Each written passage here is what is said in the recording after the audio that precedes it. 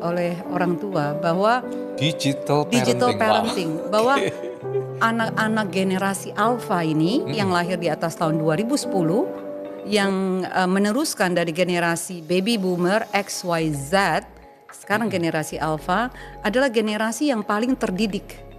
Kita bicara intelektual, I see. kita bicara pengetahuan. Mereka tahu terlalu banyak hal. Tetapi di dalam tubuh yang masih kecil. Kalau kita lihat sekarang kan generasi alpha, berarti kalau 2024 mereka 14 tahun. Iya. Mungkin kalau dibandingkan dulu kita 14 tahun, kita nggak terlalu banyak tahu hal karena kita nggak punya Google, kita nggak punya YouTube, kita nggak punya Discord, gitu. Tanya apapun generasi ini terdidik sekali. Jadi kalau kita tidak masuk di dalam dunianya, si gadget itu akan menggantikan posisi orang tua. Karena mereka udah nggak perlu lagi nanya orang tua seperti zaman kita dulu ya, Pastor. Kalau dulu kan kita apapun nanya orang tua.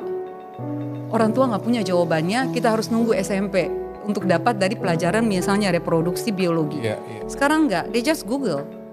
Makanya kalau kita lihat di dalam ruang konseling saya, dan saya yakin ini juga terjadi dalam ruang konseling psikolog-psikolog yang ada di Indonesia, nomor 1 itu pornografi. Paling tinggi. Kita bicara tentang kasus atau Among masalah. the children. Betul. Anak-anak kita ya. Okay. Anak-anak itu sudah terpapar pornografi sejak kelas 1 SD. I see. Udah bandingkan dengan zaman dulu, SMP paling cepat, SMA bahkan. Pornografi itu number 1. Dan itu mempengaruhi otak mereka kalau kita masuk ke dalam neuroscience. Yang kedua, LGBTQ+.